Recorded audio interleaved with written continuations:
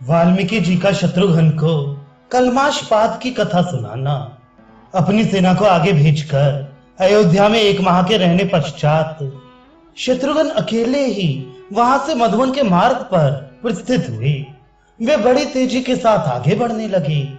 रघुकुल को आनंदित करने वाली शूरवीर शत्रुघ्न रास्ते में 2 रात बिताकर तीसरे दिन महर्षि वाल्मीकि के पवित्र आश्रम पर जा पहुंचे। वह सबसे उत्तम वास स्थान था। वहां उन्होंने हाथ जोड़ मुनि श्रेष्ठ महात्मा वाल्मीकि को प्रणाम करके यह बात कही। भगवान, मैं अपने बड़े भाई श्री रघुनाथ जी के कार्य से इधर आया हूँ। आज रात को यहाँ ठहरना चाहता हूँ और कल सवेरे वरुण देव द्वारा पालित पश्चिम दिशा को चला जाऊंगा। शत्रुघ्न की यह बात सुनकर मुनिवर वाल्मीकि ने उन महात्मा को हंसते हुए उत्तर दिया, महायशस्वी भी तुम्हारा स्वागत है। सौम्य, ये आश्रम रघुवंशियों के लिए अपना ही घर है। तुम निशंक होकर मेरी ओर से आसन, पाद्य और अर्घ्य स्वीकार करो। तब वे सत्कार ग्रहण करके शत्रुघ्न ने फल मूल का भोजन किया। इससे उन्हें बड़ी तृप्ति हुई। फल मूल खाकर वे महर्षि से बोले, मुनि, इस आश्रम के निकट जो ये प्राचीन काल का यज्ञ वैभव दिखाई देता है, किसका है?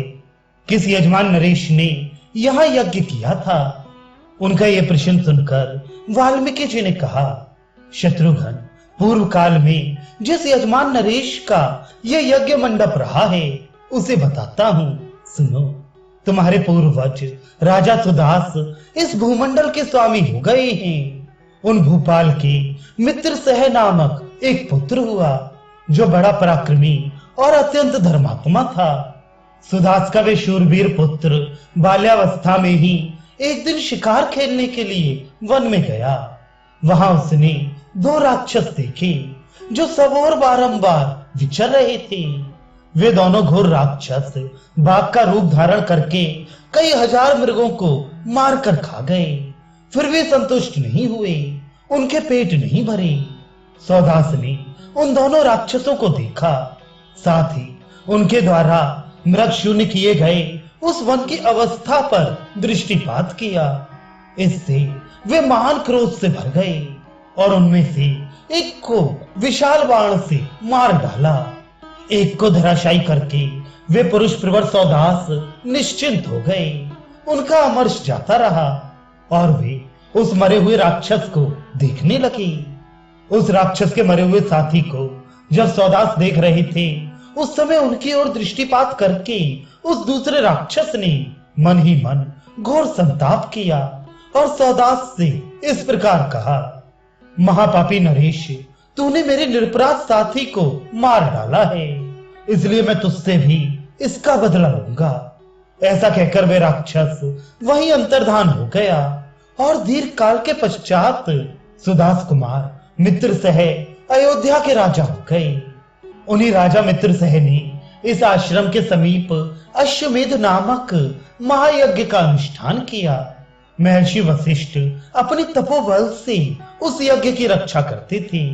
उनका वे महान यज्ञ बहुत वर्षों तक चलता रहा। वे भारी धन संपत्ति से संपन्न यज्ञ देवताओं के यज्ञ की समानता करता था।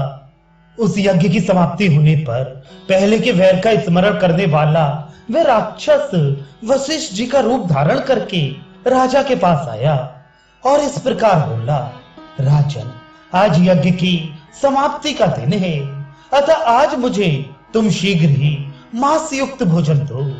इस विषय में कोई अन्यथा विचार नहीं करना चाहिए।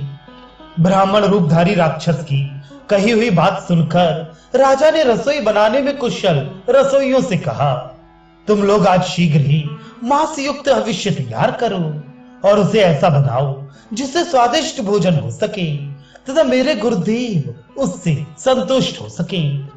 महाराज की इस आज्ञा को सुनते ही रसोई के मन में बड़ी घबराहट पैदा हो गई। वह सोचने लगा, आज गुरुजी अभक्ष्य भक्षण में कैसे प्रवृत्त होंगे। यह देख फिर उस राक्षस ने ही रसोइये का वेश बना लिया। उसने मनुष्य का मांस लाकर राजा को दे दिया और कहा, ये मांस युक्त अन्न एवं भविष्य लाया हूं, ये बड़ा ही स्वादिष्ट है। नरश्रेष्ठ अपनी पत्नी रानी मदयंती के साथ राजा मित्रसह ने राक्षस के लाए हुए उस मांस युक्त भोजन को वशिष्ठ जी के सामने रखा। थाली में मानव मांस परोसा गया है, ये जानकर ब्रह्म ऋषि वशिष्ठ महान क्रोध से भर गए और इस प्रकार बोले, राजन, तुम मुझे ऐसा भोजन देना चाहते हो, इसलिए यही तुम्हारा भोजन होगा, इसमें संशय नहीं है। अर्थात तुम मनुष्य भक्षी राक्षस हो जाओगे। ये सुनकर सौदास ने भी कुपित हो हाथ में जल ले लिया और वशिष्ठ मुनि को श्राप देना आरंभ किया। तब तक उनकी पत्नी ने उन्हें रोक दिया।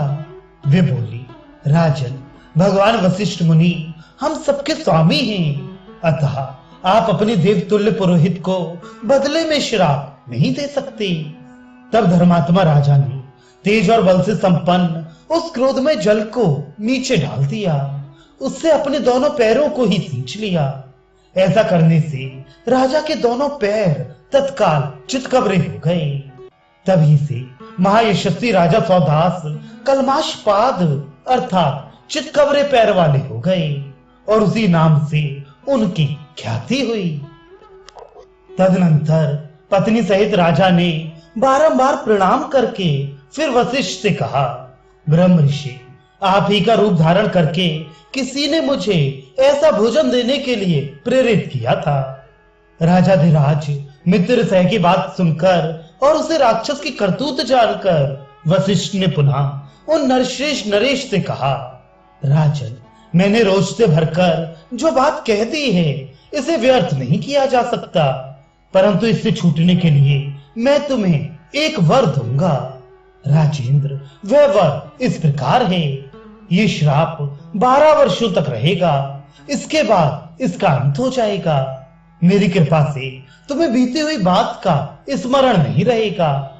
इस प्रकार उस शत्रुसूदन राजा ने 12 वर्षों तक उस श्राप को भोग कर पुनः अपना राज्य पाया और प्रजाजनों का निरंतर पालन किया।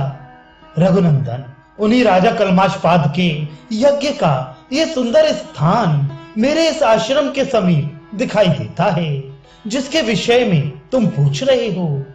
महाराज मित्रसह की उस अत्यंत दारुण कथा को सुनकर शत्रुघ्न ने महर्षि को प्रणाम करके पर्णशाला में प्रवेश किया।